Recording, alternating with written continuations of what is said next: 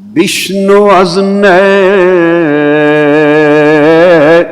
چوہی کایت می کند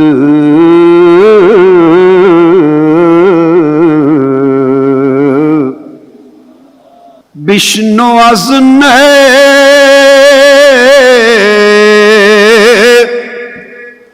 چوہی کایت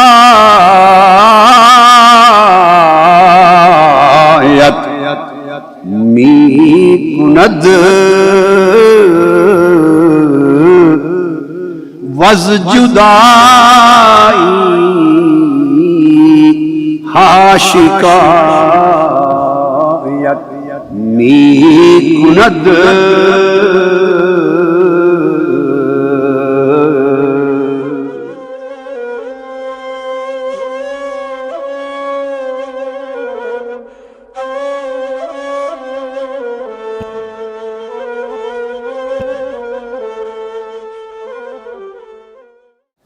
نحمده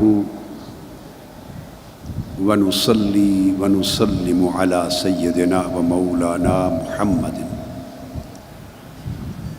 رسوله النبي الأمين المكين الحنين الكريم الرؤوف الرحيم أما بعد بسم الله الرحمن الرحيم محترم مشائخ و علماء کرام، خواتین و حضرات، اور بالخصوص جملہ معتکفین و معتکفات، اعتکاف کی یہ راتیں ہیں،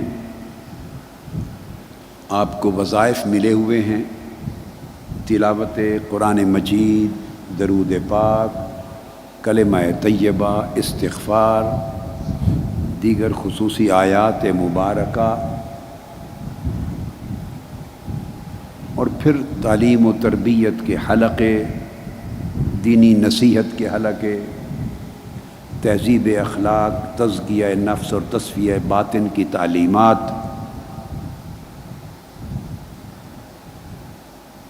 اور عشق الہی اور عشق رسول کے فروغ کے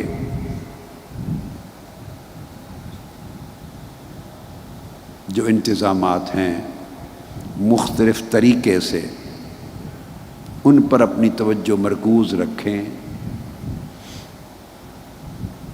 اور یہ 10 دن جسم ضرور دنیا میں ہے، تن آپ کا ضرور دنیا میں ہے، مگر من ان 10 دنوں کے لیے دنیا میں نہ رہے، اور خود سے الگ ہو کے رہیں۔ آپ خود سے بولیے الگ ہو سے رہیں،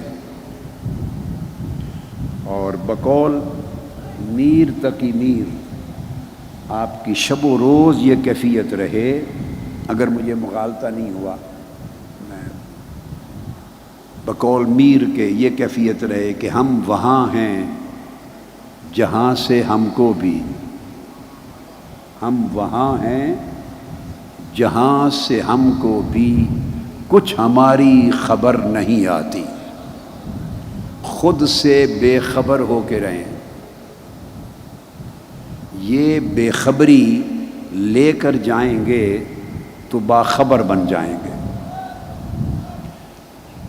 کسی چیز سے بے خبر ہونا پڑتا ہے، تب جا کے کسی کی خبر ہوتی ہے۔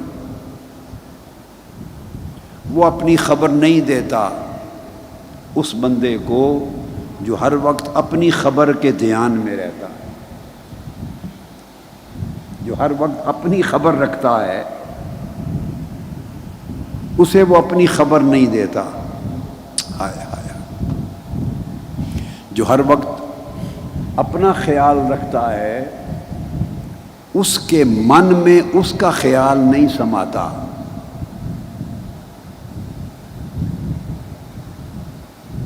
لہذا اس سے لو لگانے کے لیے اس کی خبر، اس کی محبت اور اس کی معرفت اور اس کی قربت پانے کے لیے ضروری ہے کہ اپنے آپ سے دوری کر لیں، اپنے آپ سے مہجوری کر لیں، یعنی اپنے آپ سے ہجر و فراق میں چلے جائیں، اپنے آپ سے دور ہو جائیں۔ اپنے آپ سے جتنا دور ہوں گے، میری بات سمجھ میں آ رہی ہے نا؟ چھوٹے جو بیٹے ہیں ان کو بھی سمجھ آ رہی ہے؟ اب تو ان کی سمجھ کے دروازے کھل گئے ہیں نا۔ دیکھو یہ چھوٹا سا بیٹا، اس نے بھی ہاتھ کھڑا کیا، مجھے بھی سمجھ آ رہی۔ واہ واہ واہ، بیٹے سمجھ کے بہت دروازے کھل جائیں گے اگر یہ جو عقل شیطانی ہے اور نفس شیطانی ہے، عقل رحمانی بھی ہوتی ہے، عقل نورانی بھی ہوتی ہے، عقل رحمانی بھی ہوتی ہے، عقل شیطانی بھی ہوتی ہے، عقل نفسانی بھی ہوتی ہے۔ عقل کی بہت قسمیں ہیں، ہر ایک کی کھوپڑی میں عقل تو ہے نا، ہر ایک کے سر میں، اس کے دماغ میں عقل تو ہے، عقل سے خالی تو کوئی نہیں، مگر یہ کس کو خبر کہ اس کی عقل کون سی ہے؟ اس کی عقل نورانی ہے۔ دیکھو عقل آسمانی بھی ہے، عقل زمینی بھی ہے، عقل نفسانی بھی ہے جو عقل نفس کے تابع ہو کے چلتی ہے، عقل حیوانی بھی ہے، وہ اس طرح سوچتی ہے جیسے حیوان سوچتے ہیں، اور کسی دوسرے کا نفع نقصان ان کی سوچ میں نہیں ہوتا، بس اپنے ہی نفع کا دھیان ہوتا۔ عقل حیوانی بھی ہے۔ پھر اس کے بعد عقل انسانی ہے، اور عقل انسانی سے بلند عقل روحانی ہے، جو روح کے تابع ہو جاتی ہے، نفس سے آزاد ہو جاتی ہے، اور اس سے بلند پھر عقل نورانی ہے جو عالم انوار سے متصل ہو جاتی ہے۔ اس طرح نفس کی بھی قسمیں جیسے عقل کی ہیں، ویسے ہی نفس کی قسمیں ہیں، ویسے ہی قلب کی، دل کی بھی قسمیں ہیں۔ جیسا دل ہوگا ویسے حالات وارد ہوں گے، احوال وارد ہوں گے، جیسا نفس ہوگا اسی طرح کی انعکاسات، اسی طرح کے عکس دل پر پڑیں گے، جیسا دل ہوگا وہی واردات اس طرح کی روح پر ہوں گی۔ یہ تین چیزیں جڑی ہوئی ہیں انسان کے جسم کے اندر، نفس، عقل اور قلب اور روح، چار چیزیں۔ میں نے اس لیے پہلے تین کہا، بعض لوگ عقل کو الگ شمار نہیں کرتے، نفس اور عقل کو بعض صوفیہ عرفاء ایک کہتے ہیں، بعض عقل اور روح کو ایک کہتے ہیں۔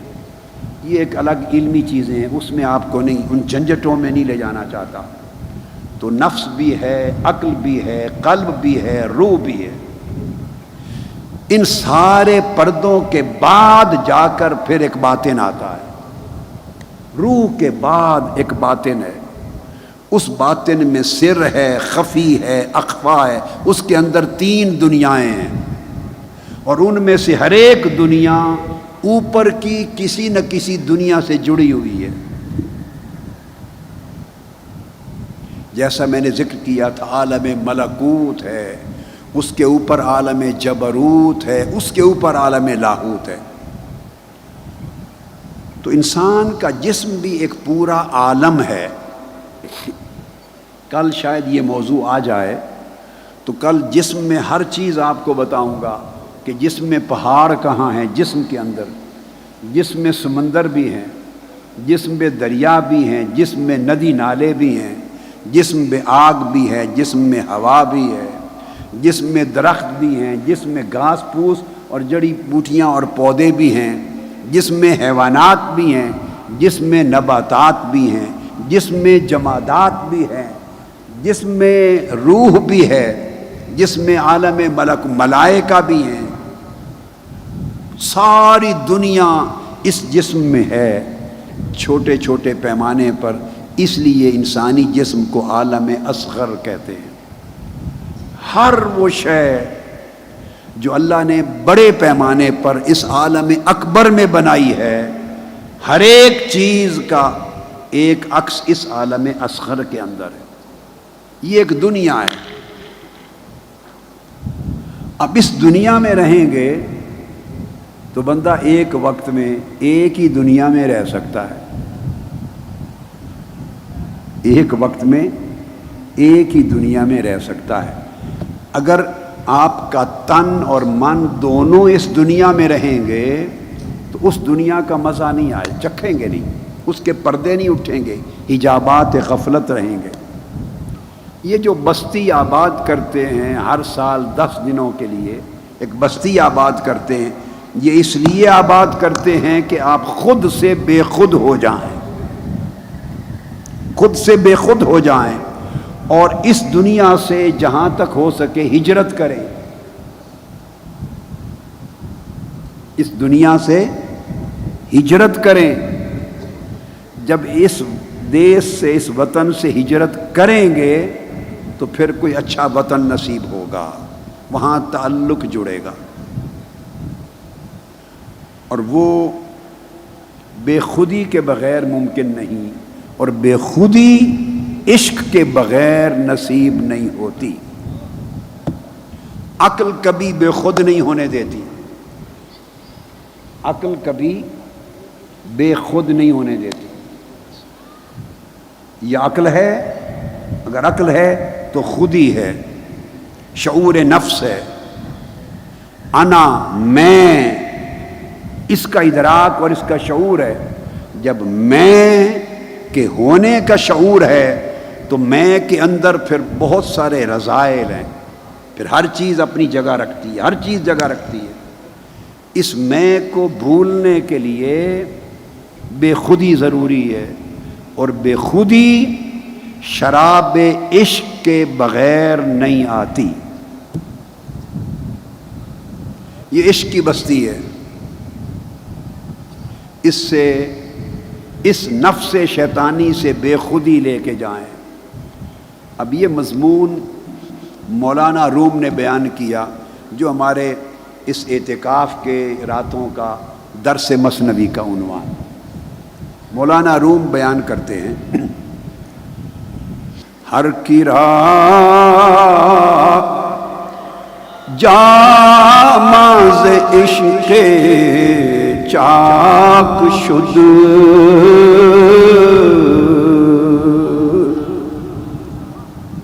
یہ آج کا موضوع ہے. ہر کی راہ جاماز عشق چاک شد، او زہر سو عیب کلی پاک شد. ہر کی راہ جامہ ز عشق چاک شد، او زہر سو عیب کلی پاک شد. کیا سبق دیتے ہیں؟ وہ کہتے ہیں ہر وہ شخص جس نے اپنا لباس عشق سے پھاڑ دیا، ہائے ہائے ہائے، ہر وہ شخص جس نے عشق کے باعث اپنا لباس، اپنا جامہ پھاڑ دیا، چاک چاک کر دیا، وہی شخص حرص اور عیب سے کلیتاً پاک ہوا.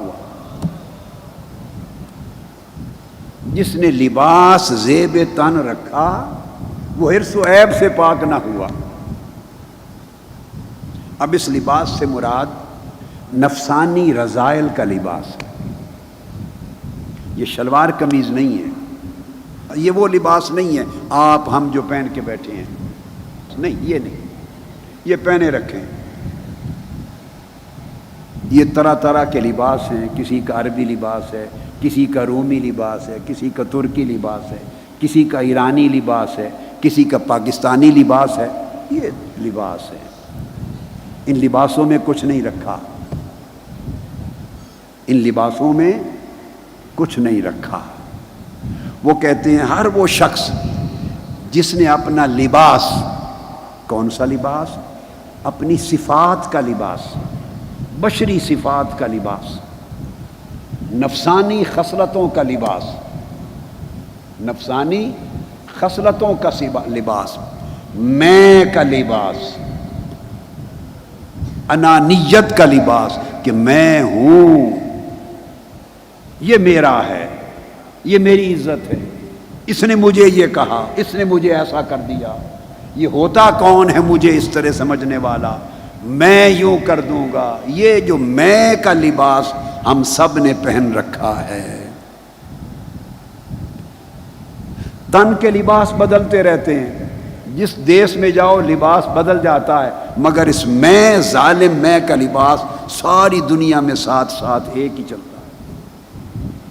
وہ کہتے ہیں جس نے اپنی نفسانی رذائل کا لباس، اخلاق ذمیمہ کا لباس، اپنی میں اور انانیت کا لباس عشق کے ذریعے چاک کر دیا، عشق کی آگ جلائی، اور عشق کی آگ نے ان ذمیم اور گھٹیا خصلتوں کو راکھ کر دیا، جلا دیا عشق نے، اور اس نفسانی لباس کو پھاڑ دیا۔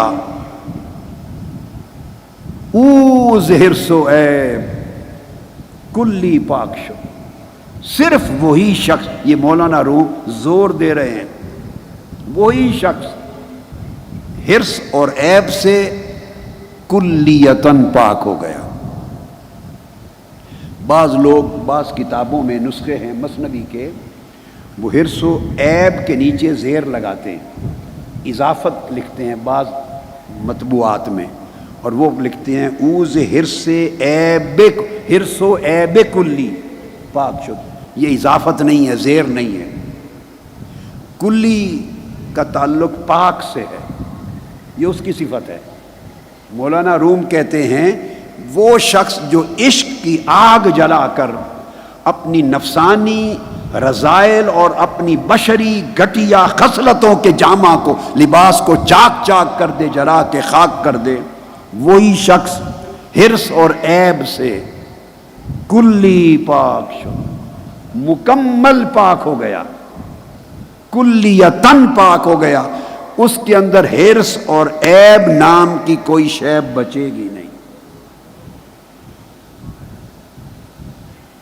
اب یہ بات یہ بتائی جا رہی ہے کہ یہ جو نفسانی رذائل ہیں، ان کی وجہ سے اخلاق ذمیمہ پیدا ہوتے ہیں۔ انسان کے نفس کے جو حالات ہوں، اگر نفس امارہ ہے تو نفس امارہ کی کچھ خصلتیں ہیں، وہ اس قرآن مجید نے اس کو کہا، اعوذ باللہ من الشیطان الرجیم، ان النفس لامارۃ بالسوء، یہ برائی کی طرف حکم دیتا ہے، کھینچتا ہے، اس لیے اس کو نفس امارہ کہتے ہیں، بہت شد و مد سے حکم دینے والا برائیوں کی طرف، یہ وہ نفس ہے۔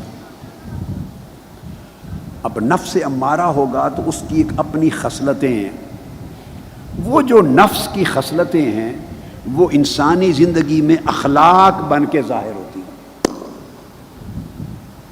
وہ اخلاق بن کے ظاہر ہوتی ہیں۔ کسی کا اخلاق دیکھیں، اس کے لباس سے کسی کے مقام و مرتبہ کا پتہ نہیں چلتا، لباسوں کے ذریعے بڑی جال سازی ہوتی ہے، لوگ بڑا دھوکہ دہی کرتے ہیں، لباس سے ہی لوگ روب دبدبہ بنا لیتے ہیں، جبہ و دستار سے، اس میں اندر کا کردار چھپ جاتا ہے،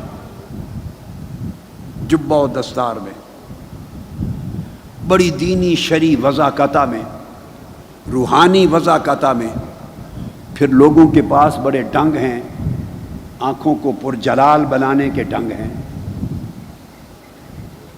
پھر کلمات سیکھ لیتے ہیں، بولی سیکھ لیتے ہیں، تسبیح ہاتھ میں پکڑ لیتے ہیں،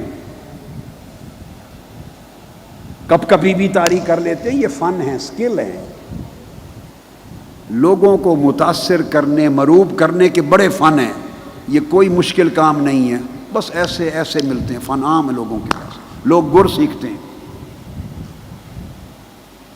ان چیزوں میں نہ فقیری ہے، نہ ولایت ہے، نہ روحانیت ہے، نہ مقام و مرتبہ ہے۔ کسی کی فقیری دیکھنی ہو، اس کا اخلاق دیکھیں، بس ولایت دیکھنی ہو، اخلاق دیکھیں، اس کا روحانی مقام و مرتبہ دیکھنا ہو، اخلاق دیکھیں، اس کی کرامت دیکھنی ہو، اخلاق دیکھیں، خدا کی بارگاہ میں مقربیت دیکھنی ہو، اس کا اخلاق دیکھیں۔ بخیل ہے، کنجوس ہے یا سخی ہے، اب یہ تو برتنے سے پتہ چلے گا، اور عام حالات میں آپ کو پہچان نہیں ہوتی۔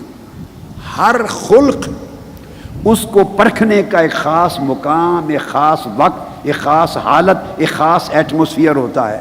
بسا اوقات وہی بد خلق ایک بندے میں ہے، وہ ایک جگہ آپ دیکھتے ہیں نظر نہیں آتا، اس کو ایک خاص سچویشن میں لے جائیں تو پتہ چلتا ہے۔ یہ ایک آپ کو میں نسخہ دے رہا ہوں۔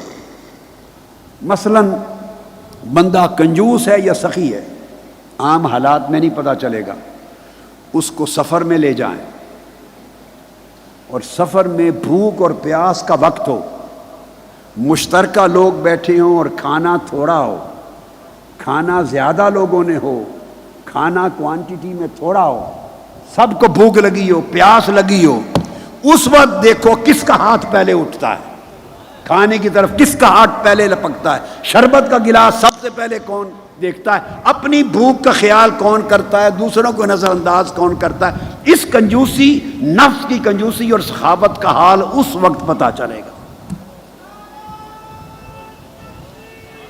سفر پہ جائیں، اکٹھا کاروان ہو، کسی ہوٹل میں، میں آپ کو ایسی عمومی 2-3 مثالیں دیتا ہوں تاکہ آپ کو ازبر ہو جائے، سمجھ آ جائے۔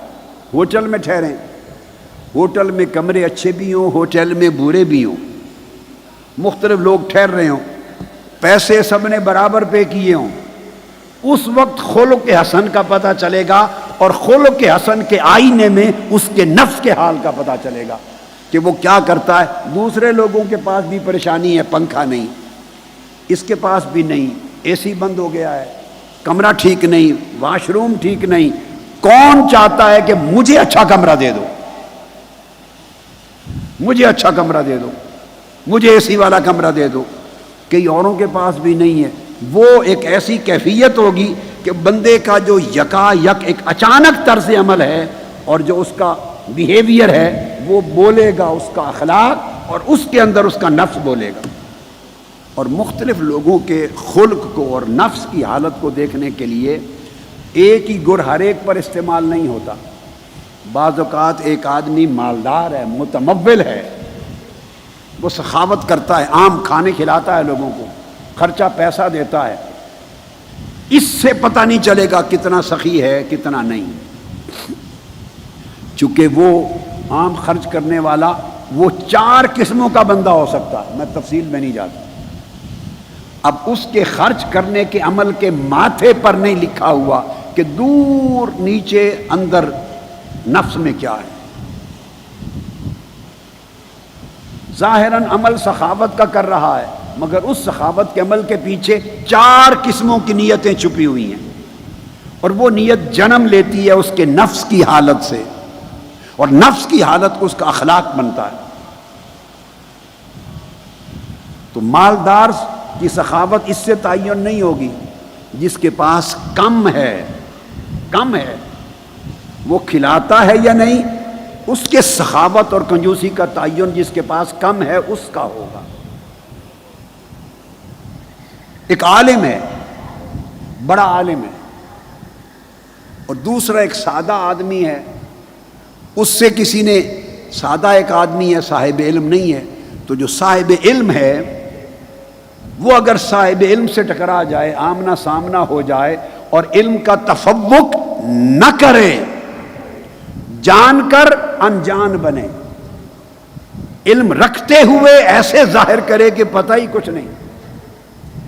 اگر اس پر ضبط کر لے تو یہ اس کے نفس کی حال بتائے گا یہ کیفیت, اور اگر ضبط نہ کر سکے یہ اس کے لیے مجاہدہ ہے. تو ہر شخص کے لیے اس کے نفس کی حالت کو پرکھنے کے لیے جدا جدا حالات ہیں, مگر ایک بات طے ہے, نفس کے یہ رذائل, اس کے لیے دو لفظ استعمال کیے مولانا روم نے, ایک حرص اور ایک عیب. حرص کو اسپیسیفک کر دیا, اسپیسیفک حرص کو, اور عیب کو ٹوٹیلٹی میں عمومی طور پہ دے دیا. حرص و عیب, عیب میں 1000 چیزیں آ گئیں, عیب میں 100 نقائص رذائل خبائث آ گئے. تو ایک خاص بات کی ہے, ایک عام بات کی ہے. تو اشارہ یہ کرنا چاہتے ہیں کہ لوگوں, اگر عشق تمہارے نفس کا معالج بن جائے تو خصوصی مرضوں کا بھی علاج کرتا ہے اور عمومی مرضوں کا بھی علاج کرتا ہے. حرص و عیب, حرص خاص مرض ہے, اس لیے اس کو مقدم کیا, سب سے پہلے لائے کہ ہر شخص کسی نہ کسی طور پر مبتلا حرص ہوتا ہے.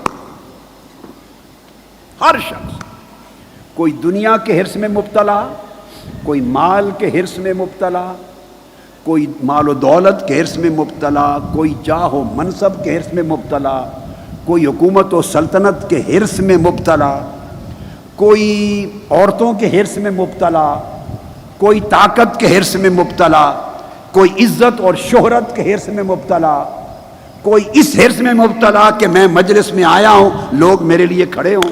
یہ بھی حرص ہے, اور یہ حرص نفس کی خرابی بتاتا ہے.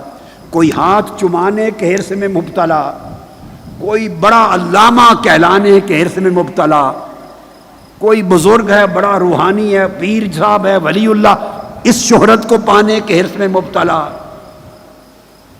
کوئی لوگوں سے عزت کروانے کے حرص میں مبتلا, کوئی لوگوں کے اوپر اپنا تجبر, اپنی جباریت, قہاریت ظاہر کرنے کے حرص میں مبتلا, کوئی اپنی تعریف سننے کے حرص میں مبتلا, کوئی خفیف سے خفیف بھی حرص ہیں, چھوٹے سے چھوٹے بھی ہیں اور بڑے سے بڑے بھی ہیں. یہ بھی حرص ہے کہ آپ ایک نیک بھلائی کا کام کریں اور اس کو ریکگنائز کیا جائے. ریکگنیشن کو چاہنا بھی حرص ہے ایک درجے کا, یہ بھی ایک درجے کا حرص ہے. میں نے یہ کام کیا, مجھے کسی نے اپریشیٹ ہی نہیں کیا, اپریسیشن چاہنا یہ بھی ایک حرص ہے. یہ اتنا باریک اور دقیق مسئلہ ہے, اس لیے سب سے پہلے مولانا روم حرص کے لفظ کو لائے, اس کے بعد عموم پہ بات کر دیے, باقی بھی سارے معائب. تو یہ بہت باریک باریک حرص بھی ہیں جن کے حرص ہونے کا پتہ بھی نہیں چلتا کہ یہ حرص ہے. مجھے اتنا ثواب ملے, دنیاوی حرص بھی ہیں, اخروی حرص بھی ہیں, ظاہری حرص بھی ہیں, باطنی حرص بھی ہیں. مجھے اتنا ثواب ملے تو ثواب کا بھی حرص ہے. آپ مجھے بتائیں 35 سال میں جو لوگ مجھے سن رہے ہیں, میری مجلس میں بیٹھ رہے ہیں, 1980 81 82 کے وقت سے آج تک 37 سال سے, کبھی میں نے آپ کو حساب کا ناپ تول کوئی بتایا؟ کبھی زندگی میں لالچ دیا یہ عمل کرے اتنا ثواب ملے گا, یہ کرے اتنا ثواب ملے گا؟ بولیے, اگر کچھ یاد پڑتا ہے آپ کو تو بتا دیں. کوئی ناپ تول بتایا کہ اس میں اتنا ثواب ہے, اتنا ثواب ہے؟ مجھے یہ بولی نہیں آتی, یہ بات کرنے میں بھی مجھے شرم سی محسوس ہوتی. جیسے کل آپ سے پوچھا تھا, میں نے 37 سال میں کبھی حوروں کی بات سنائی؟ کبھی کسی کو کسی حوروں کا متوالا بنایا؟ کبھی کہا کہ اتنی حوریں ملیں گی حوریں؟ مجھے وہ بات کرتے بھی شرم سی آتی ہے. میں نے آپ کو بتایا تھا کہ یہ سودا ادھر ہمارے ہاں نہ حور کا سودا نہ اجور کا سودا, اجور اجر کی جمع ہے, ہمارے ہاں حور و اجور کا سودا نہیں ہے کہ حوروں کی بات بتا. ہم حوروں کے لیے نہیں بلاتے آپ یہاں پر, آپ کو حوروں سے بھی بے نیاز کرنے کے لیے بلاتے ہیں, اور اجور سے بھی اجرت کہتے ہیں. جو اجر کے پیچھے دوڑتا ہے وہ اجرتی ہے. اجرتی ہے. کیا ہے؟ اجرتی ہے. جیسے اجرتی آپ اجرت پہ لوگ لیتے ہیں، ہائر کرتے ہیں اور وہ کام کر کے اپنی اجرت لیتا ہے. میں اجرتی نہیں بناتا، میں قربتی بناتا ہوں. لوگ اجرت کے لیے نہ اپنا تن من دھنواریں، نہیں، یار کی قربت کے لیے. تو میں بتا رہا تھا کہ بڑے لطیف درجے کا بھی حرص ہے جس کے حرص ہونے کا بھی اندازہ نہ ہو. حتیٰ کہ میں نے کہا کارکن سمجھیں، لیڈر سمجھیں، نیک اور صالح لوگ سمجھیں، رہنما سمجھیں، آپ لوگ سمجھیں، انسان کا پرابلم ہے لائف میں اور یہ بندے کو بے چین کرتا ہے. تنظیمی زندگی ہو، خاندانی زندگی ہو، معاشرتی زندگی ہو، ہر شخص کا پرابلم ہے. وہ کہتا ہے میں نے اتنا کام کیا اور مجھے کسی نے شاباشی نہیں دی، کسی نے اپریشیٹ ہی نہیں کیا، مجھے شیلڈ ہی نہیں دی، میرے نام کا بھی اعلان نہیں کیا، میری فوٹو ہی نہیں بنی، میرے کام کو اپریشیٹ ہی نہیں کیا. یہ جو اپریسیشن کی طلب کی تو کام کا وزن جاتا رہا. دنیا میں ہے وزن مگر اس کے ہاں جاتا رہا. وہ کہے گا تو نے اپریسیشن کے لیے کیا تھا یا میرے لیے کیا تھا. تو یہ جو اپریسیشن چاہنا یہ بھی حرص ہے. اس لیے اتنی دقیق بات تھی کہ 100 رذائل ہیں، نفس کی 100 بری خصلتیں ہیں، ان سینکڑوں بری خصلتوں میں سے چن کر ایک خصلت کو پہلے لائے. مولانا روم کوئی عام آدمی نہیں ہے، ایک ایک لفظ ناپ تول کے لکھنے والے ہیں، بڑے عاشق اور بڑے عارف. انہوں نے کہا 100 خرابیوں کی ایک خرابی حرص. اور اس کے بعد پھر عمومی لفظ بقایا بھی عیب. کہتے ہیں جس نے عشق سے اپنا جامہ اپنا لباس چاک کر دیا وہ حرص سے بھی اور عیب سے بھی کلیتاً پاک ہو گیا.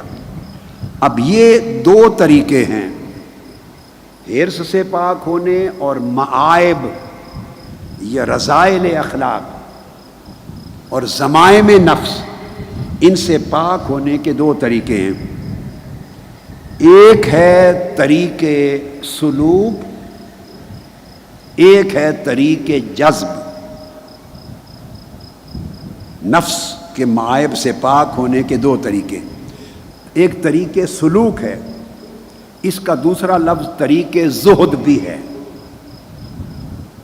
یہ کیا ہے؟ شیخ یا مربی، استاذ کامل تربیت کرنے والا، وہ اپنے شاگرد یا اپنی صحبت اور مجلس میں تربیت لینے والے کے ایک ایک خلق کو باری باری لیتا ہے اور ایک ایک خلق کو بدلتا ہے، اور ہر خلق کو بدلنے کے لیے الگ وظیفہ، الگ عبادت، الگ ریاضت، الگ مجاہدہ، الگ محنت. تو باری باری ایک ایک خلق کو بدلتا ہے. آپ بات کو سمجھ گئے؟ اس طریقے کو طریق سلوک کہتے ہیں، طریق زہد کہتے ہیں. ایک خلق سنور گیا پھر دوسرا خلق.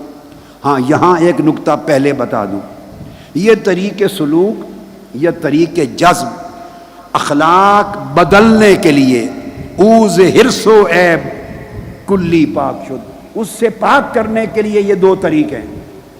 ایک طبقہ اور ہوتا ہے، یہ طریق جو سارا بتا رہا ہوں یہ ہے طریق عدل.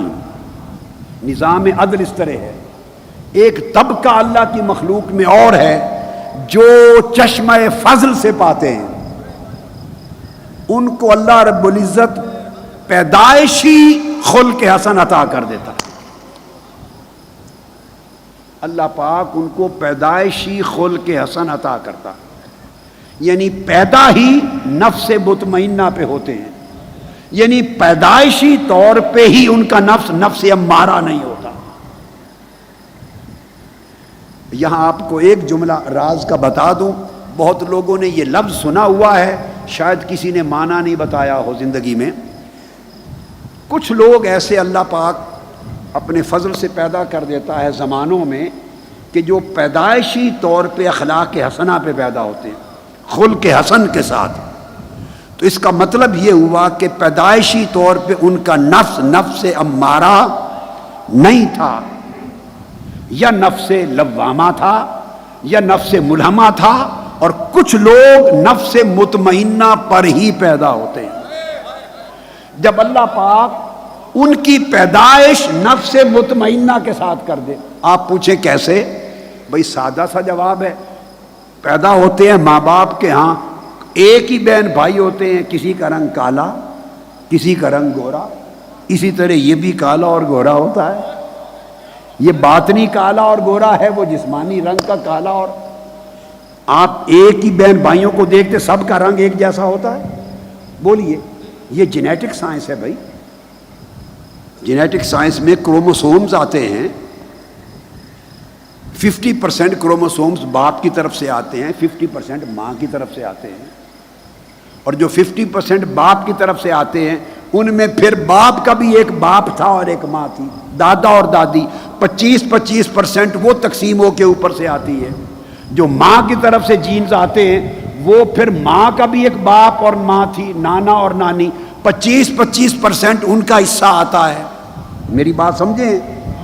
اچھا، پھر جو دادا دادی ہے ان کے بھی، دادے کا بھی ماں باپ تھا، اوپر جا کے 4 ہو گئے، ماں کے بھی ماں باپ تھے تو اوپر جا کر وہ 4 ہو گئے، تو 12.5% اور 12.5% کی تقسیم ہو جاتی ہے۔ ان کے اوپر پھر تقسیم تھوڑی تھوڑی ہوتی چلی جاتی ہے۔ بعض اوقات آپ دیکھتے ہیں کہ بچے کے ماں باپ میں کوئی بھی کالے رنگ کا نہیں، دونوں گورے ہیں، بچہ میلے رنگ کا پیدا ہو جاتا ہے۔ آپ سوچتے ہیں یہ رنگ کہاں سے آ گیا؟ وہ یا دادا دادی سے آیا یا نانا نانی سے آیا۔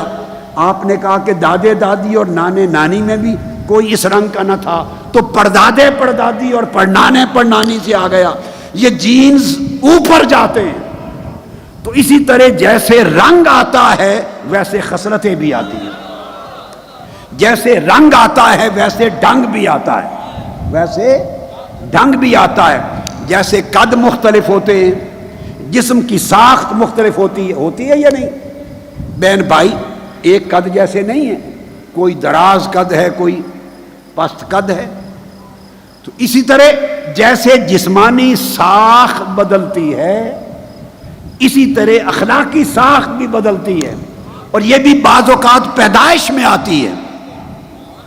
تو جس طرح طریقے سلوک میں کمزور ہو تو خوراک کھاتا ہے، کمزور ہو تو خوراک کھاتا ہے، گوشت کھاتا ہے، پھل کھاتا ہے، اچھی اچھی چیزیں کھا کے وائٹامنز ایڈ کرتا ہے تو جسم کو توانا کرتا ہے، اور توانا کرنے کے ساتھ ایکسرسائز کرتا ہے، ورزش کرتا ہے، پہلوانی کرتا ہے، مسلز بلڈ اپ ہو جاتے ہیں۔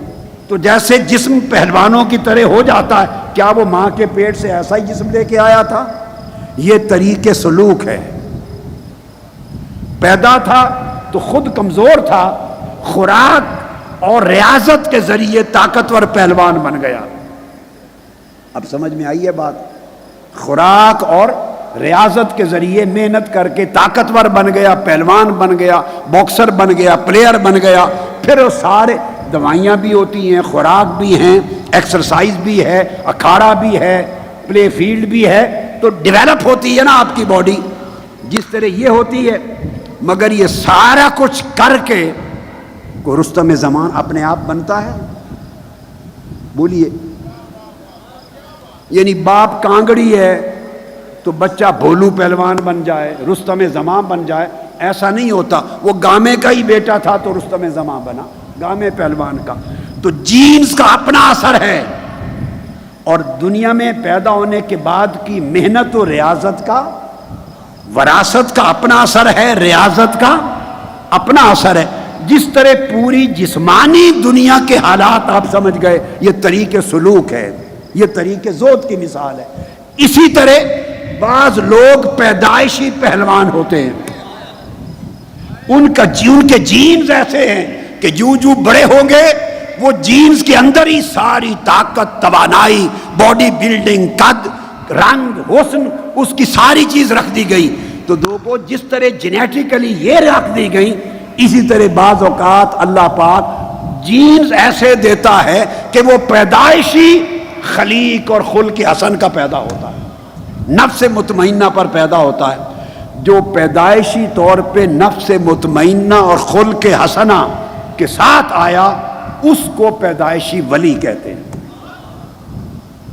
یہ معنی سمجھانا چاہتا تھا۔ آپ نے یہ لفظ تو سنا ہے نا، فلاں مادرزاد ولی ہے، جی لوگ کہتے رہتے مادرزاد ولی ہے، مگر یہ معنی نہ کہنے والے نے بتایا نہ سننے والوں کو کہ مادرزاد ولی ہونے کا مطلب کیا ہے۔ وہ سمجھتے ہیں پیدائشی کرامتیں ہوں گی، نہیں، مادرزاد ولی ہونا مادرزاد کرامتیں نہیں ہوتی، وہ کرامت ایک اضافی برکات ہیں، بھلے ظاہر ہوں یا نہ ہو۔ ساری زندگی ایک کرامت بھی ظاہر نہ ہو تب بھی بڑے اونچے مرتبے کا ولی ہوگا۔ کرامت میں ولایت نہیں ہے، کرامت ولایت کی دھول ہے، گرد ہے۔ کرامت ولایت کی گرد ہے۔ جب ولایت کی گاڑی چلتی ہے تو کرامتوں کی گرد اڑتی ہے۔ جب ولایت کی گاڑی چلتی ہے تو دائیں بائیں سے کرامتوں کی گرد اڑتی ہے۔ کرامت کوئی شے مقصود نہیں۔ تو ولایت جو مادرزاد ولی ہے اس کا مطلب ہے کہ یہ پیدائشی طور پہ خلق حسن کے ساتھ پیدا ہوا، اور خلق حسن کا مطلب یہ ہے کہ پیدائشی طور پہ نفس مطمئنہ لے کے آیا۔ بندہ جب نفس مطمئنہ میں داخل ہوتا ہے وہاں سے ولایت شروع ہو جاتی ہے، وہ ولی ہو جاتا ہے۔ تو پیدائشی نفس مطمئن یہ ایک راستہ، اس کی طلب نہیں کرتے، یہ آپ کا اور میرا رائٹ نہیں ہے، یہ اس کا فضل ہے، یہ اس کا جس کو چاہے، ذالک فضل اللہ یؤتیہ من یشاء، یہ اس کا فضل ہے، جس کو چاہے دے دیتا ہے۔ آپ کلیم نہیں کرتے، آپ کا کلیم جسٹس تک ہے، عدل کے لیے۔ عدل کا نظام دو طریقوں پر ہے، یا آدمی ریاضت کر کے طریقے سلوک سے اخلاق بدلے، یا دوسرا طریقہ اس کو طریقے جذب کہتے ہیں۔ اس میں یہ جیسے طریقے سلوک کا دوسرا نام تھا طریقے زہد، اس طرح جو دوسرا طریق ہے اس کو طریقے کلی کہتے ہیں۔ وہ جزئی طریق ہے، ایک ایک خلق کو باری باری بدلتے چلے جاتے ہیں، ریاضت، مجاہدہ، محنت کرتے کرتے گریجولی عمر بھر طویل سفر ہے، ایک ایک خلق بدلتے چلے جاتے ہیں، یہ طریقے سلوک ہے۔ دوسرا طریقے جذب ہے، یہ طریقے کلی ہے، اس میں یکلخ سارے خلق بدل جاتے ہیں، سارے خلق بدل جاتے ہیں، اس کو طریقے جذب کہتے ہیں، اور اسی کا دوسرا نام طریقے عشق ہے۔ جذب کا طریق عشق سے ہوتا ہے، اگر عشق کی آگ لگ جائے تو سارا گند اور غلاظت خود بخود جل کے راکھ ہو جاتا ہے، تمام اخلاق رذیلہ جل جاتے ہیں، اور عشق خود بخود بندے کو ایسا کر دیتا ہے کہ جو لاکھ ریاضتوں سے بھی بندے کو ملنا نہیں تھا۔ یہ اخلاق کے ذمیمہ جو ہیں یہ پیدا کہاں سے ہوتے ہیں؟ پیدا انا سے ہوتے ہیں۔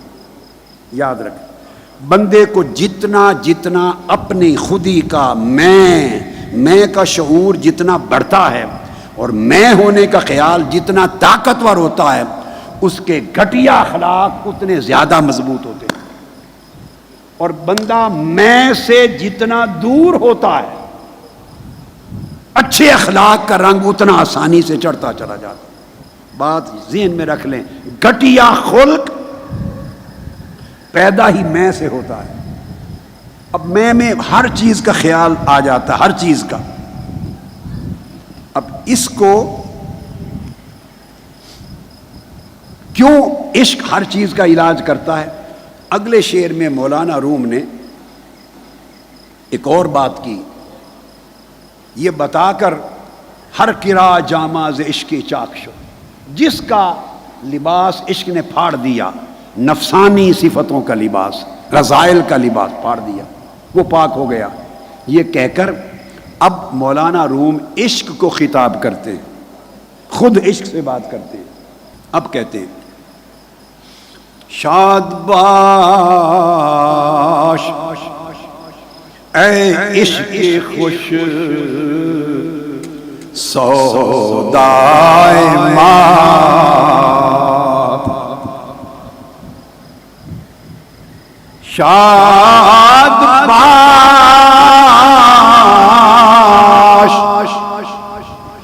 اے عشق خوش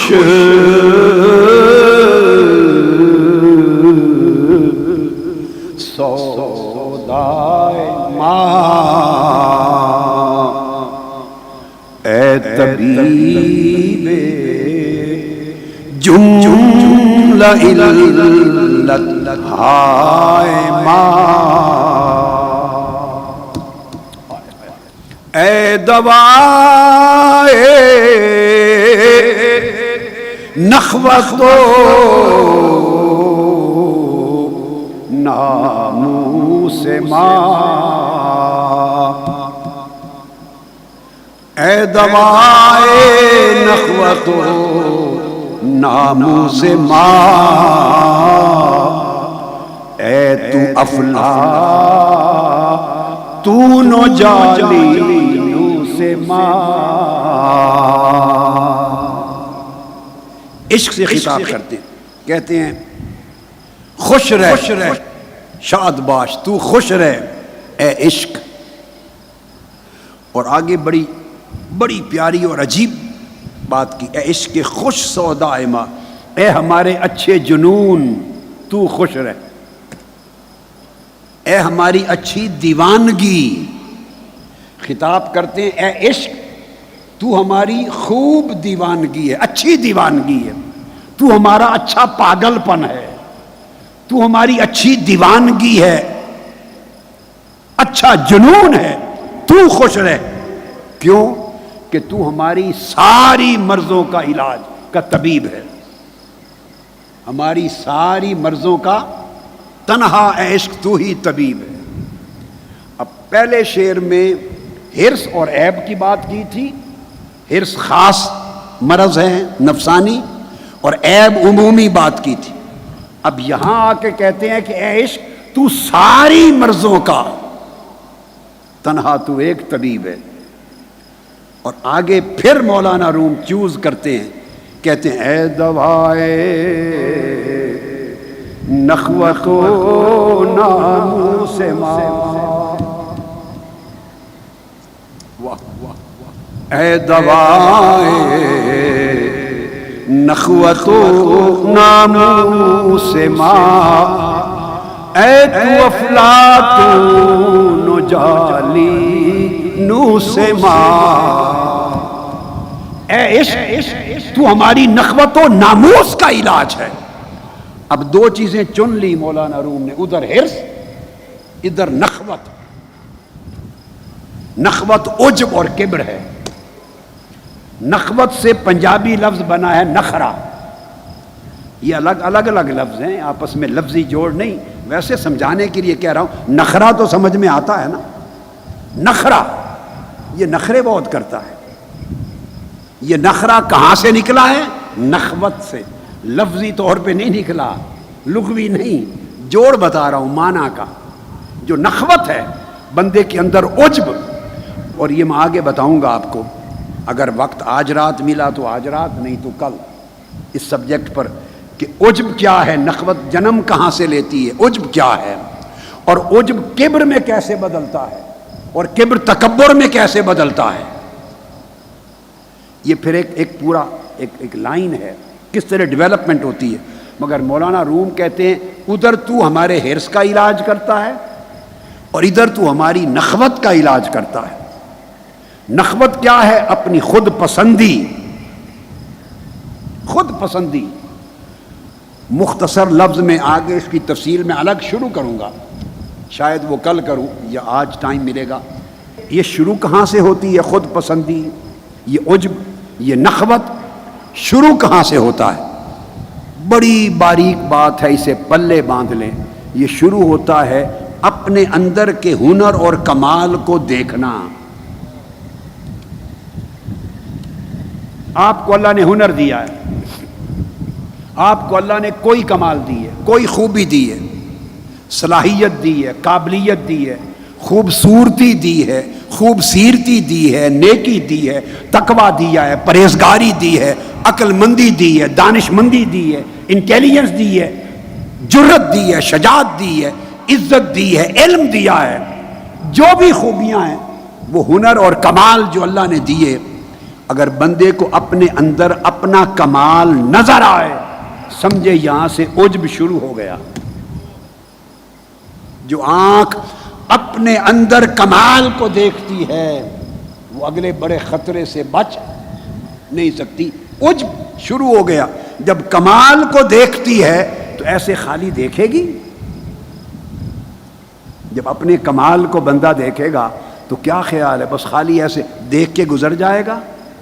نہیں، جب دیکھتی ہے تو وہ اس کمال پہ نظر ٹھہرتی ہے، اپنے کمال کو دیکھتی ہے، دیکھتی ہے، دیکھتی رہتی ہے۔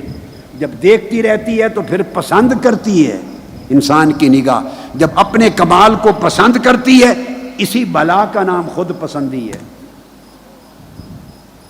بندہ خود پسندی کیا ہے؟ خود کو پسند کرتا ہے، خواہ حسن و جمال کی وجہ سے، خواہ قدرت و کمال کی وجہ سے، خواہ ہنر اور قابلیت کی وجہ سے، جو بھی کمالات ہیں جو انسانی زندگی میں ہیں اور اچھائیاں ہیں اور خوبیاں ہیں، جب آپ کو اپنی خوبی نظر آئے اسی وقت طریق زہد پر جائیں، ریاضت کریں۔ یہ جو نظر آئی ہے یہ ظالم حملہ کر رہی ہے، شیطان کا اثر ہے۔ وہ نظر آئے گی، پھر پسند آئے گی، پھر خود پسندی آئے گی، عجب آئے گا، پھر جب عجب آئے گا بڑھے گا، تو جب بڑھے گا پھر اس کے بعد دوسروں پہ بھی نظر جائے گی، پھر نظر موازنہ کرے گی، میرے اندر تو یہ ہنر ہے، کیا اس دوسرے میں بھی ہے؟ نگاہ کہے گی اتنا نہیں، یا کہے گی بالکل نہیں، یہ کہے گی ہے مگر تم سے تھوڑا، میرے اندر تو اتنا حسن و جمال ہے، کیا دوسرا بھی اتنا حسین شکل و صورت ہے، رنگ روپ ہے؟ نگاہ کہے گی نہیں، میرے جتنا نہیں، میری تو اندر شخصیت اتنی قابلیت ہے، کیا دوسرے بھی اتنے قابل ہیں؟ نہیں، بس اپنے آپ کو پسند کیا، عجب آ گیا۔ جب دوسرے سے موازنہ کیا اور برتری کا خیال آیا، کبر آ گیا۔ یہ عجب کبر میں بدل گیا، کبر میں بدل گیا، اور جب کبر میں بدلا تو پھر رویے پہ اثر ہوا، دوسرے کے ساتھ برتاؤ رویے پر اثر ہوا تو تکبر بن گیا۔ اب آپ سمجھیں، عجب، اس سے کبر، اس سے تکبر، برباد ہو گئے، برباد ہو گیا بندہ۔ شاید کل آئے گی باری میں بتاؤں گا، آقا علیہ السلام نے فرمایا بندے کبریائی، بڑا پن میری رضا ہے، میری قدرت کا لباس ہے، جو تکبر کرتا ہے گویا میرا لباس چھینتا ہے۔ اللہ پاک فرمایا اگر رتی کے برابر بھی کسی کے اندر کبر ہے وہ جنت میں نہیں جا سکتا، سارے اعمال برباد گئے۔ اس لیے مولانا روم نے اس نخوت کو چنا ہے، ادھر سے حرص کو چنا ہے اور ادھر نخوت کو چنا ہے، اور چن کے پھر کہا ہے اے تو افلاطون و جالینو سے ماں، اے عشق تو ہی میرا افلاطون ہے اور تو ہی میرا جالینوس ہے۔ افلاطون کون تھا؟ حضرت عیسیٰ علیہ السلام کے زمانے میں بہت بڑا نامور حکیم اور طبیب بھی تھا اور فلسفی بھی تھا، پلیٹو۔ افلاطون، تو میرا افلاطون ہے۔ اور جالینوس کون تھا؟ اس سے بھی پہلے کے زمانے میں، اس سے بھی بہت پہلے، بڑا نامور حکیم تھا، طبیب تھا اور فلسفی بھی تھا۔ بکرات جیسے لوگ بھی اس کے شاگرد تھے، جالینوس کے۔ بکرات جالینوس کے شاگردوں میں سے ہے۔ تو روم اور مصر پورے ان خطوں کے اوپر اس کی قابلیت کا، حکمت اور فلسفے کا ڈنکا بجتا تھا۔ یہ بڑے نام ہیں۔ وہ کہتے ہیں اے عشق میرا افلاطون بھی تو، میرا جالینوس بھی تو۔ کیوں کہ میری ساری روحانی اور نفسانی مرضوں کا علاج تجھ میں ہے۔ اور وہ سب سے، وہ مرضیں شروع کہاں سے ہوتی ہیں؟ دو چیزوں سے، ایک حرص اور ایک نخوت۔ نخوت سمجھ لیں عجب، خود پسندی، نخوت کا معنی خود پسندی جو آگے چل کے کبر اور تکبر میں بدل جاتی ہے، ان کو بنیاد بنایا۔ اب اس کا علاج کہتے ہیں صرف عشق کے پاس ہے، اس کا علاج عشق کرتا ہے۔ طریق سلوک اور طریق زہد اور طریق عشق میں ایک فرق ہے۔ ترکی میں تھے فیاض ورائج صاحب، ایک دن مولانا روم کے مزار اقدس پہ ہی بیٹھے تھے، نماز ہم نے ظہر عصر کی پڑھی یا ظہر کی، فارغ ہوئے تو میں نے اتفاق سے انہیں طریق سلوک اور طریق عشق کا فرق سمجھا دیا کہ طریق سلوک ایک ایک خلق کو باری باری دور کرتا ہے، اس کی ایک خوبی ہے ایک نقصان ہے۔ خوبی یہ ہے کہ اس میں خطرہ کوئی نہیں، خوبی یہ ہے کہ طریق سلوک میں یہ خطرناک طریق نہیں ہے، اور نقصان یہ ہے کہ بڑا لمبا سفر ہے، زندگی لگ جاتی ہے ایک ایک خلق بدلتے بدلتے، اتنے میں پیچھے سے پھر نفس امارہ جوش میں آتا ہے، مر مر کے آپ ملہمہ میں داخل لوامہ میں داخل ہوتے ہیں، اس کو پختہ کر رہے ہوتے ہیں، کبھی پھر امارہ سر اٹھاتا ہے، محنت کر کر کے ملہمہ میں جاتے ہیں، پیچھے سے پچھلا نفس سر اٹھاتا ہے، یعنی لمبا، بڑی ریاضت اور لمبا سفر ہے یہ۔ اور طریق عشق اس میں بھی ایک خوبی ہے ایک نقصان ہے۔ خوبی یہ ہے کہ یک لخت بدل دیتا ہے، یک لخت بدل دیتا ہے، چونکہ جلا دیتا ہے نا، رذائل کو جلا دیتا ہے، نفسانی رذائل کو جلا دیتا ہے۔ خوبی یہ کہ یک لخت بدلتا ہے، اور نقصان یہ کہ ہے خطرناک، ہے خطرناک، معلوم نہیں کہ بعد میں بلے شاہ بنا دے۔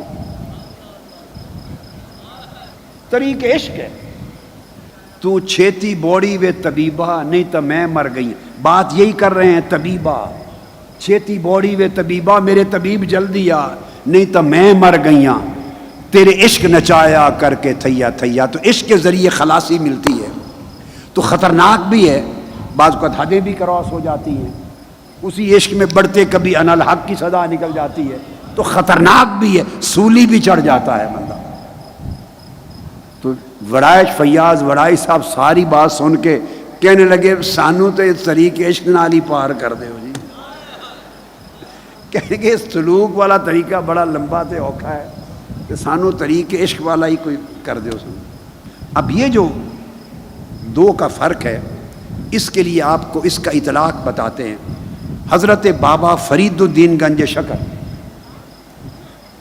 بیان فرماتے ہیں، یہ ان کی کتاب ہے اسرار الاولیاء میرے پاس، اس لیے دکھائی ہے آپ کو کہ یہ نہ سمجھیں کہ ایسے قصہ کہانی، یہ حضرت بابا فرید الدین گنج شکر بتاتے ہیں۔ اب ایک مولانا روم نے پہلے شعر میں کہا عشق حرص کا علاج کرتا ہے، حرص کا، دوسرے شعر میں کہا نخوت کا علاج کرتا ہے، نخرے کا تکبر کا علاج کرتا ہے، خود پسندی کا علاج کرتا ہے، دو مرضیں ذہن میں رکھ لیں۔ اب حضرت بابا فرید الدین گنج شکر نے ایک واقعہ بیان کیا ہے اپنی مجلس میں، اسرار الاولیاء میں آیا ہے، وہ میں پہلے بھی کئی بار سنا چکا ہوں، پرانی بات ہے، کئی بار سنا چکا ہوں، کئی سال پہلے۔ اب اس کا اطلاق کریں، عشق کیسے علاج کرتا ہے، حرص کا اور نخوت کا، دونوں رذائل کو سامنے رکھیں اور عشق کا علاج دیکھیں۔ حضرت بابا فرید الدین گنج شکر رضی اللہ تعالیٰ عنہ فرماتے ہیں کہ ایک دن مجنوں نے یہ سنا کہ لیلا صدقہ کر رہی ہے، خیرات کر رہی ہے۔ میں بالکل منون جو حضور بابا فرید الدین گنج شکر نے بیان کیا اسی روایت کو، انہی لفظوں کو بتا رہا ہوں۔ مجنوں نے سنا کہ وہ خیرات کر رہی ہے آج، وہ بھی کہیں سے لکڑی کا پیالہ لے کے، تو مجنوں بھی پہنچ گیا خیرات لینے کے لیے۔ اب خیرات میں جو چیز چاہیں بنا لیں، جو بانٹ رہی ہوگی، کوئی میٹھا جو کچھ بھی، تو قطار میں لوگ سائل منگتے آ گئے، مجنوں بھی کھڑا ہو گیا۔ ہر ایک کو لیلا نے کچھ نہ کچھ دیا اس کے پیالے میں، ہر ایک کو دیا۔ جب مجنوں کی باری آئی، مجنوں کی، تو مجنوں کو کچھ نہیں دیا، مجنو کو دیکھا تو اس کو ایسے کر دیا، بھگا دیا، اس کے پیالے میں کچھ نہیں ڈالا، اٹھ کے اندر چلی گئی۔ مجنو کے پیالے میں کچھ نہیں ڈالا، اٹھ کے اندر چلی گئی۔ بابا فرید الدین گنج شکر بیان کر رہے ہیں، جب لیلا اندر چلی گئی مجنو رقص کرنے لگ گیا، مستی میں رقص کرنے لگ گیا۔ لوگوں نے کہا بھائی یہ ذہن میں رکھ لیں، ہرس اور نخوت، طلب کہ مجھے ملے، یہ طلب، اور نخوت خود پسندی اور میری عزت ہو، میری ریکگنیشن ہو، دونوں کو جمع کریں۔ عشق کیسے علاج کرتا ہے؟ تو لوگوں نے کہا کہ تمہاری بے عزتی ہو گئی، تمہیں ملا بھی کچھ نہیں، سارے جہان کو ملا، خون بھی تو دیتا ہے، یعنی تو قربانیاں بھی دیتا ہے، اور رات دن ورد بھی لیلا لیلا کے کرتا ہے، مگر تیرے پیالے میں کچھ نہیں ڈالا اور اٹھ کے اندر چلی گئی، تو الٹا رقص کر رہا ہے بجائے رونے کے۔ مجنو نے کہا میں اس لیے رقص کر رہا ہوں کہ مجھے دوسروں سے جدا سمجھانا، دوسروں سے جدا سمجھا، اگر انہی کی طرح کچھ میرے پیالے میں بھی ڈال دیتی تو مجھے وہم رہتا کہ پہچانا نہیں، اب ہر ایک کو دیا، مجھے نہیں دیا، اٹھ گئی، اس کا مطلب ہے اس نے مجھے پہچان لیا۔ محبوب دے یا نہ دے، عاشق کی طلب یہ ہے کہ پہچان لے۔ اور کسی نے کیا خوب کہا، تو جان تے بھاویں نہ جان، کدی آور ویڑے میرے، تو پہچان بھی نہیں تب بھی فکر نہیں، اس سے بھی آگے عشق لے جاتا ہے۔ انہوں نے ہرس کو بھی ذبح کر دیا مجنو نے، اور نخوت کو بھی ذبح کر دیا۔ وہ کہتا میں اس لیے رقص کر رہا ہوں کہ اوروں سے جدا تو سمجھانا، یہ جدا سمجھنا بتاتا ہے کہ پہچان لیا۔ یہ کہہ کر حضرت بابا فرید الدین گنج شکر رحمۃ اللہ تعالی علیہ اور فرمانے لگے کہ جو پھر دریائے محبت و عشق میں غرق ہوتا ہے اس کے لیے لازم ہے کہ ساری عمر محبوب کے دروازے پہ کھڑا رہے، کھٹکھٹاتا رہے، یہ کبھی سوچے ہی نہ کہ دروازہ کھولا ہے یا نہیں کھولا، دروازہ کھلے یا نہ کھلے، اندر سے صدا آئے یا نہ آئے۔ عاشق کا کام آواز پر دھیان رکھنا نہیں، محبوب کے دروازے پر جمع رہنا ہے۔ عشق ہرس سے بھی بے نیاز کرتا ہے، عشق نخوت سے بھی بے نیاز کرتا ہے۔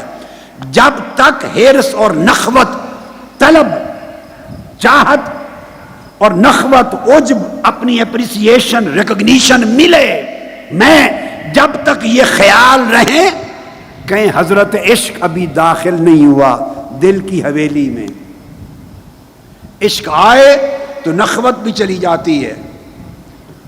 اور تو علاج جو کہا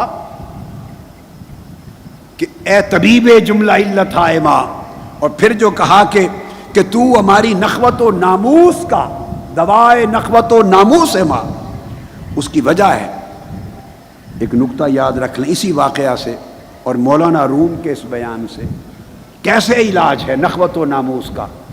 دو چیزیں اکٹھی نہیں ہو سکتی، نخوت عزت طلبی ہے، نخوت عزت طلب ہے، نخوت عزت طلب ہے، عزت مانگتی ہے، عشق ذلت طلب ہے۔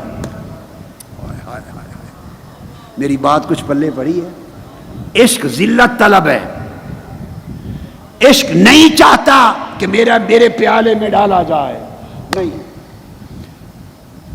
عشق ناچتا ہے، عشق بیٹھتا ہے، عشق منگتا بنتا ہے، عشق سائل بنتا ہے، عشق کرسی نہیں مانگتا، عشق عزت کی جگہ نہیں مانگتا، بلے ٹھکرا دے، عشق کو اس کی بھی پرواہ نہیں، اس کو ٹھوکر میں بھی مزہ آتا ہے۔ محبوب نے ٹھکرا دیا، جو ٹھوکر ماری، عشق کو ٹھوکر میں بھی مزہ آتا ہے، اور جو صاحب نخوت ہے وہ ٹھوکر سے بگڑ جاتا ہے۔ وہ کہتا ہے ساری زندگی خدمت کر کر کے ہم مر گئے، اب ہمیں ہی ٹھوکر مار دی۔ جب وہ کہتا ہے ہمیں ہی ٹھوکر مار دی، اس کا مطلب ہے وہ ہم میں گم ہے، وہ ہم میں گم ہے۔ تو جب تک میں اور ہم رہیں گے اس وقت تک عشق کا غم نہیں آئے گا۔ اگر عشق آ گیا نہ میں بچی نہ ہم، نہ عزت طلبی رہی نہ جا طلبی، نہ نخوت رہا نہ ناموس۔ اب یہ تو لیلا کے دربار میں آپ کہیے مجنوں کا عشق کا رویہ ہے۔ اب اسی کو حضور داتا گنج بخش علی حجویری نے اور حضور بابا صاحب نے بھی اسرار الاولیاء میں، اور حضور داتا گنج بخش علی حجویری رضی اللہ تعالیٰ عنہ نے کشف المحجوب میں بھی بیان کیا، اور دیگر اولیاء جن کے ناموں میں سے کئی لوگ آپ کے واقف ہیں کئی نہیں، انہوں نے بھی اپنی کتب تصوف میں اس کو بیان کیا۔ وہ بیان کرتے ہیں کہ بنی اسرائیل کے زمانے میں ایک شخص تھا، اب یہ وہی اے علاج جملہ علت ہائے ماں، اے دوائے نخوت و ناموس ماں، اور اوز ہرس و عیب کلی پاک شد۔ ہرس اور نخوت یہ میں نے کہا صرف دنیاوی نہیں ہے، یہ دینی بھی ہے، روحانی بھی ہے۔ یہ تو نفس کی خرابی ہے۔ نفس کی خرابی بھلے دنیا دار میں آ جائے بھلے دیندار میں آ جائے، دنیا دار میں نفس کی خرابی کم نقصان دہ ہے، دیندار شخص میں نفس کی خرابی تباہ کرنے والی برباد کن ہے، کیونکہ اس کی ساری زندگی کی شناخت دین اور آخرت ہے۔ تو اس نے آخرت کی پہچان میں دنیا طلبی کی بڑا دھوکہ کیا، بڑا دھوکہ کیا۔ دنیا دار نے تو دنیا طلب کی دنیا کی پہچان کے ساتھ، دنیا طلب کی دنیاوی پہچان کے ساتھ، اے بندے تیری پہچان تو دین تھا، آخرت تھی، آخرت کا لباس تو نے دین کا لباس، دین کی پہچان، دین کی شناخت، دین کا عنوان اوڑھ رکھا تھا۔ اس دین کے عنوان میں تیرے من نے دنیا طلبی کی، عزت طلبی، جاہ طلبی، شہرت طلبی، یہ سب دنیا ہے، تو وہ زیادہ تباہ کن ہے۔ تو وہ فرماتے ہیں کہ حضور داتا گنج بخش علی حجویری کہ وہ ایک بنی اسرائیل میں عبادت گزار تھا اللہ والا، اس کو 70 برس ہو گئے عبادت کرتے۔ کتنے؟ 70 برس گزر گئے عبادت میں۔ اللہ پاک نے وحی بھیجی اس زمانے کے پیغمبر کو، اور فرمایا اپنے پیغمبر کو کہ جا کے فلاں غار میں، فلاں پہاڑ کے غار میں میرا ایک بندہ 70 سال سے میری عبادت کر رہا ہے، تو اس کو جا کے ایک پیغام دے دے میرا کہ تیری 70 سال کی عبادت برباد گئی، ہم نے رد کر دی ہے، نا قبول کر لی، ہم نے قبول نہیں کی، 70 سال کی تیری عبادت، تیری مرضی، مزید عبادت کر یا نہ کر، ہم نے رد کر دی۔ اللہ کے پیغمبر نے جا کے اس راہب کو، عبادت گزار کو غار میں بات سنا دی۔ جب اس نے سنی وہ اٹھ کے رقص کرنے لگ گیا، ہائے ہائے، رقص کرنے لگ گیا۔ اسے پوچھا بندے تیری 70 سال کی عبادت اکارت گئی، تو چیخ کے مر جاتا، تو رقص کرتا ہے، خوش ہے، وجہ کیا ہے؟ اس نے کہا میں تو اس کا بندہ ہوں، وہ قبول کرے یا نہ کرے اس میں میرا حق کہاں سے آ گیا؟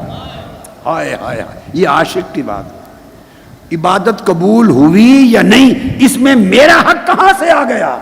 میرا تو حق ہی نہیں، یہ اس کا حق ہے، تو رقص کیوں کرتا ہے؟ کہتے رقص اس لیے کرتا ہوں کہ میری عبادت رد کرنے کا جو پیغام بھیجا ہے، اس کا مطلب ہے میرا نام اس کے دفتر میں تو آ گیا ہے نا، اس کے دفتر میں نام تو آ گیا ہے، اسے پہچان تو ہو گئی ہے، تبھی پیغام بھیجا ہے نا کہ رد کر دی ہے۔ مجھے اس کا پیغام آیا ہے، یہی کافی ہے، مجھے 70 سال کی پوری محنت مل گئی، مزدوری مل گئی کہ پیغام آیا ہے، اس کے دفتر میں نام آ گیا ہے۔ یہ جو بنیادی چیز ہے سمجھنے کی جو میں نے آپ کو بتائی، یہ جو کیفیت ہے، حضور خواجہ غریب نواز خواجہ معین الدین چشتی اجمیری رضی اللہ تعالیٰ عنہ کا یہ قول بابا فرید الدین گنج شکر بیان فرماتے ہیں کہ حضرت خواجہ معین الدین حسن سنجری اجمیری رضی اللہ تعالیٰ عنہ نے اسی طرح عشق کے موضوع پر بات کر کے فرمایا، یہ جو عشق کا راز ہے اتنا خوبصورت ہے کہ یہ صرف خوبصورت دلوں میں ہی دیا جاتا ہے. عشق کا راز اتنا خوبصورت راز ہے کہ اس کے لیے اللہ صرف خوبصورت دلوں کو چوز کرتا ہے، خوبصورت دلوں کو، اور ان کو اپنے عشق کا راز دیتا ہے. اور خوبصورت دل صرف عاشقوں کے ہوتے ہیں. ہائے ہائے، خوبصورت دل صرف بولیے عاشقوں کے ہوتے ہیں. دل تب خوبصورت بنتا ہے جب اس کی محبوب کے سوا کوئی خیال اس میں نہیں رہتا، اور سارا دل ہم وقت محبوب کے خیال میں، محبوب کے دھیان میں، محبوب کے عشق میں، محبوب کی طلب میں، اور محبوب کے عشق میں جب وہ ہما تن گوش ہو جاتا ہے اور محو ہو جاتا ہے اور پر ہو جاتا ہے اور ہر خیر کا خیال دل سے رخصت ہو جاتا ہے، وہ دل اسی طرح خوبصورت بنتا چلا جاتا ہے. خوبصورت کون بنائے گا؟ کوئی خوبصورت ہی اس کو خوبصورت بنائے گا نا. ہم طلب کرتے ہیں دنیا کو، تو دنیا تو خوبصورت شے نہیں ہے، اس کا نام ہی دنیا ہے. دنیا کا عربی زبان میں معنی ہے گھٹیا، دنی. دنیا کا معنی ہے گھٹیا. تو گھٹیا شے میں کہاں خوبصورتی آئی؟ لوگوں، جو لوگ اس گھٹیا کی محبت دل سے نکالیں گے اور آخرت کی محبت لائیں گے، ان کے دل خوبصورت ہو جائیں گے. اور پھر کمال ہے وہ دل جو آخرت کی محبت بھی نکال دے اور صرف مولا کی محبت سے مزین ہو جائے. ان کے دل خوبصورت تر ہو جاتے ہیں، ان کے دل اور خوبصورت ہو جاتے ہیں. خوبصورت بنتا ہے دل کسی خوبصورت سے، کسی خوبصورت سے جڑ جانے سے، کسی خوبصورت کو اپنے اندر سما لینے سے، اور وہ اپنے غیر کے ساتھ ہم نشین نہیں ہوتا. جہاں غیر کی محبتیں بھی رکھی ہوئی ہوں، وہ اپنی محبت کو اتنا ارزاں نہیں کرتا کہ اکٹھا رکھ لو. بھئی آپ کی دو بیویاں اکٹھی نہیں رہتی ایک زوجیت میں، دو محبتیں کیسی رہیں؟ اور محبت گھٹیا اور بڑھیا کی، اور پھر آخرت اس دنیا پر بڑھیا، اور آخرت پھر گھٹیا مولا کی محبت سے، اس پر وہ بڑھیا. اس کو حضور داتا گنج بخش علی حجویری نے بیان کیا. آخری بات سن لیجئے، ختم کرنے لگے ہیں دھیان سے. حضرت ذوالنون مصری رضی اللہ تعالیٰ عنہ کا بیان کیا حضور داتا گنج بخش علی حجویری نے کشف المعجوب، کہ حضرت ذوالنون مصری فرماتے ہیں کہ میں بیت المقدس گیا تھا اور وہاں سے پلٹ کے آ رہا تھا مصر اپنے وطن کی طرف. بیت المقدس القدس سے مصر آ رہا تھا. رستے میں نے دیکھا دور سے کوئی شخص چلا آ رہا ہے. میں رک گیا. صحرا ہے، صحرا میں کون ہے؟ جب وہ شخص میرے قریب پہنچا تو میں نے دیکھا وہ مرد نہیں تھا، وہ ایک خاتون تھی، بوڑھیا، ایک بوڑھی خاتون تھی. اس بوڑھی خاتون کے جسم پر اونی لباس تھا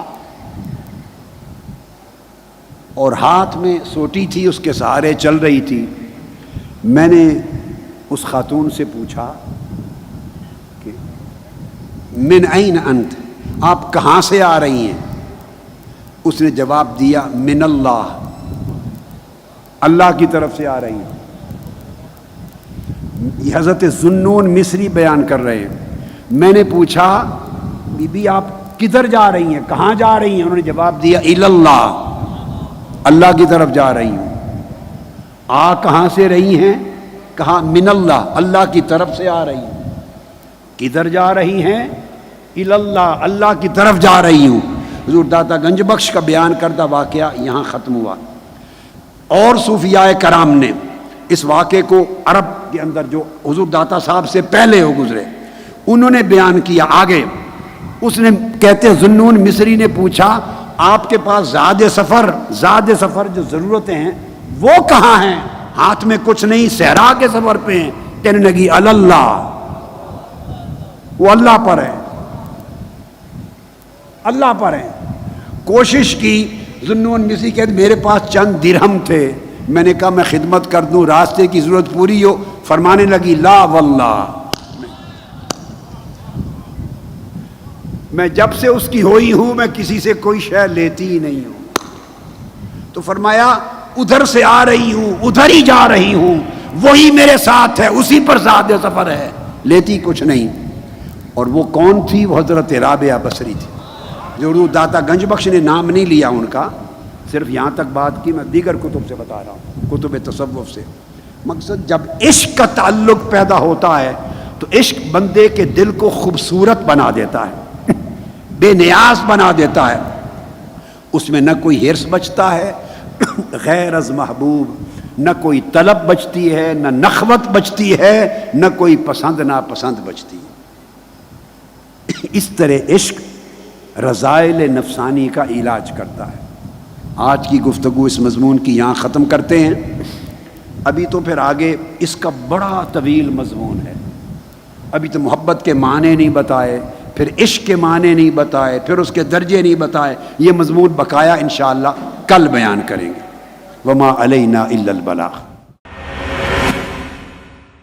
منہاج ٹی وی کی موبائل ایپ، جہاں نہ صرف آپ لائیو سٹریمنگ ملاحظہ کر سکتے ہیں بلکہ شیخ الاسلام ڈاکٹر محمد طاہر القادری کے ریلیز شدہ ہزاروں خطابات بھی دیکھ سکتے ہیں۔ منہاج ٹی وی کی لائیو سٹریمنگ 1982 سے اب تک ہزاروں خطابات کا ایئرز وائز ذخیرہ، قرآن مجید، حدیث مبارکہ، سیرت، عقائد، فقہ جیسے موضوعات پر کیٹیگری وائز رسائی، خطابات کی سرچ کی سہولت، ہزاروں شارٹ کلپس، علاوہ ازیں اہم اسلامی ایام پر ٹرینڈنگ خطابات کے ساتھ ساتھ پرسنالٹی وائز اور لینگویج وائز خطابات دیکھنے کی سہولت بھی موجود ہے۔ ڈاؤن لوڈ کرنے کے لیے ابھی وزٹ کیجیے www.minhaj.tv۔